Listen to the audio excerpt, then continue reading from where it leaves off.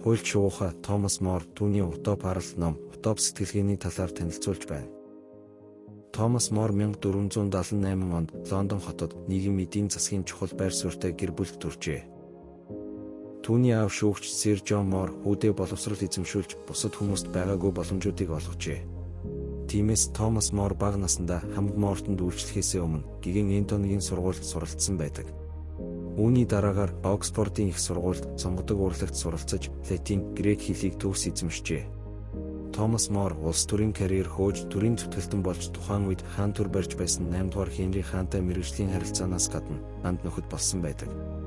Томас Мор Хенри хааны итгэмжлэгдсэн зөвлөхөөр ажиллаж түүний засгийн газарт Ланкастерийн гүнгийн канцлер, дараа нь лорд канцлер зэрэг төрийн хэд хэдэн чухал албан тушаал хашсан ч тэдний дунд зөрчилдөөн үүссэн байдаг. Хенри хаан Мор хоёрын маргааны гол асуудлын нэг нь хаан Ан Болейнтэй гэрлэхийн тулд өмнөх гэрлэлтэд цуцлуулж аргоны Кэтринээс салахыг хүссэн явдал байжээ. Католик шашинтай Мор шашны үндслээр уг шийдвэрийг эсэргүүцэж Хенри хааныг католик сүмээс салахыг дэмжихээс татгалзсан ба түүний энэ үзэл баримтлал нь эцэстээ Морыг албан тушаалаасаа огцроход хүргэсэн юм. Пап лам гэрлэлтийг цуцлахаас татгалзснаар Хенри хаан католик сүмээс салж Английн сүмийг байгуулахад хүргэсэн билээ. Морч мөн католик сүмд тууштай үнэнч байж зарчмаасаа ухралгүй Хенри хааныг Английн сүмийн дээд тэргүүн хэмээн хүлээн зөвшөөрөхөөс татгалзсан юм.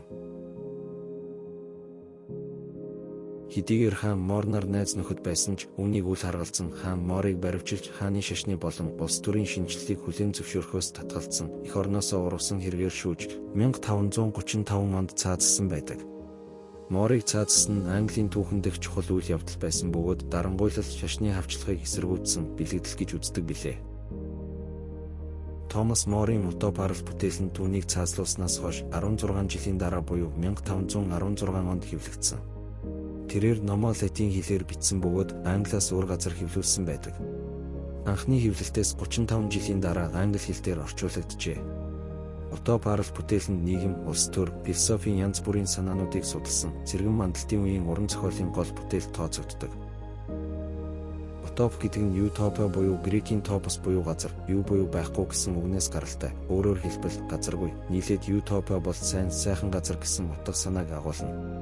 Зөвхөн төсөөлөлд орших идеал нийгмийн парадоксыг илэрхийлдэг байна. Идеал төгс төгөлдөр нийгэм гэж юу хэлсэн бэ гэвэл хувийн өмч гэж байхгүй, нийтийн эзэмшил, тэгш байдлыг дээдэлдэг зохиомл утоп арал дээр хамгийн тохиромжтой нийгмийг төсөөлөн бодож дүрсэлсэн юм. Иргэд хэд тансаглалгүйгээр энгийн амар амгалан амьдардаг. Утопод иргэд нийгмийн сайн сайхны төлөө хамтдаа ажилладаг.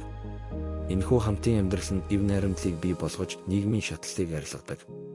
Хүмүүс аливаа хавчлагад өртөхөөс айхгүйгээр шашин шүтлгээ чөлөөтэй хэрэгжүүлэх боломжтой.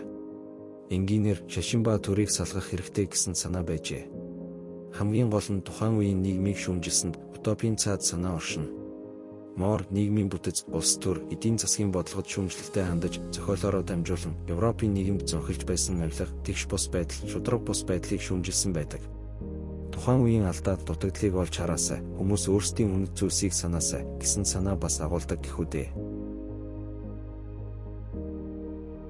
Утопийн тухай ойлголтыг дүгнэн хэлбэл нийгмийн бүтцийн хувьд утоп нийгэмд хувийн өмч гэж байхгүй, хүмүүс хамтын амьдралтай тэгш шатлалгүй байна.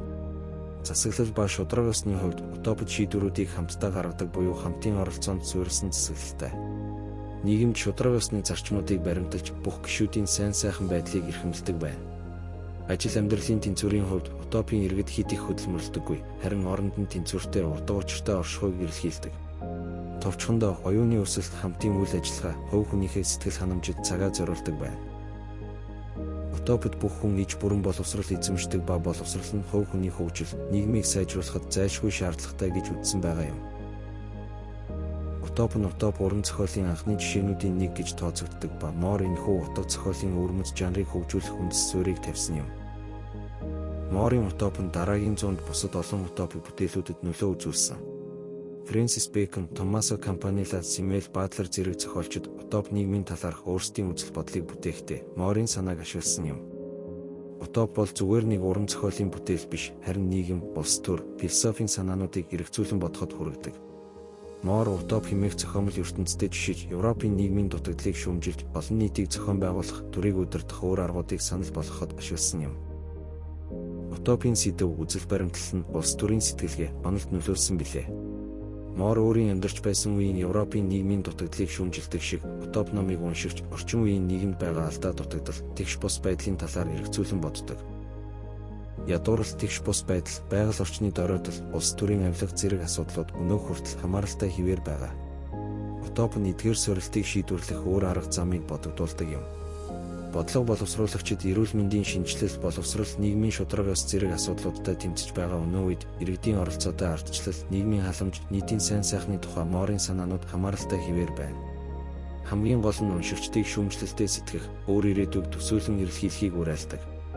Энгийнээр хэлбэл аливаад эргэлзэж шинэ боломжуудыг төсөөлж нийгэмдээ эерэг өөрчлөлтийг бий болгох ёстой юм. Идеализм нь хүн төрөлхтний төсөөлөл, бүтээлч байдал, ёс суртахууны хүсэл эрмэлзлийг сануулдаг. Хэдийгээр төвс төгөлдөр байдалд хүрэх боломжгүйч хүн болон нийгэмд дэлхий дээр шударгаас эв найрамдлын төлөө тэмүүлэх урам зоригийг өсөөр байна. Утопийн давуу талууд нь нийгмийн хэм хэмжээ, засаглал, хүний нөхцөл байдлын талаар шүүмжлэлтэй эргцүүлэн бодож, төсөөлийн өөр нийгмийг дүрсэлсэн байгаа юм. Томас Морийн ажил нь хамгийн тохиромжтой нийгмийн бүтэц, нийгмийн зохицуулалтын талаар эргцүүлэн бодоход хүргэдэг билээ. Гэсэн хэдий ч бүрэн тэгш эрхт хамтын нийгэмлэгийн тогтолцоог бий болгоход хүн төрөлхтний төрөлхийн зам байдал саад болох тул утопийн нийгмийн загвар нь бодит байдал дээр орших боломжгүй хэмээн шүүмжлэлд өртдөг. Зарим хүмүүс утоп байдал нь хувь хүний эрх чөлөө, хүсэл тэмүүллийг хязгаарлах магадлалтай ч гэж маргадаг. Хамгийн гол нь утоп бол өнөөгийн өрөвдөх сэтгэлгүй, дистоп хувилбаруудын эсрэг нийгмийг сайжруулах санааг агуулдагт байгаа юм. Хүн төрөлхтөн бодит ертөнцийн сорилтуудыг давж эрх тэгш, тогтвортой хамтын нийгмийг эрэлхийлсээр байгаа билээ. Та бүхэн манай гарагт тулгарч буй томоохон асуудлуудын талаар бодож үзээрэй. Хүнсний аюулгүй байдал, цэвэр усны хүртээмж, агаарын бохирдол, хог хаягдал, хотчил, ядуурл, тэгш бус байдал зэрэг нь дэлхий дээр аж түрэн амьдарч буй бүх хүнд хамааралтай асуудал юм. Хэрэв та бүхний хэн нэг нь эдгээр асуудлыг шинэлэг арга замаар шийдэх талаар бодож байгаа л бол бидний дунд утоп сэтгэгч байна гэж болно. Гэхдээ ингэж боддоггүй байлаа гэд буруутгаагүй юм шүү. Хуульч ухаа Томас Мор түүний утоп арал зохиол болон утоп сэтгэлгээний талаар танилцууллаа. Хамтдаа хөгжицгөөе.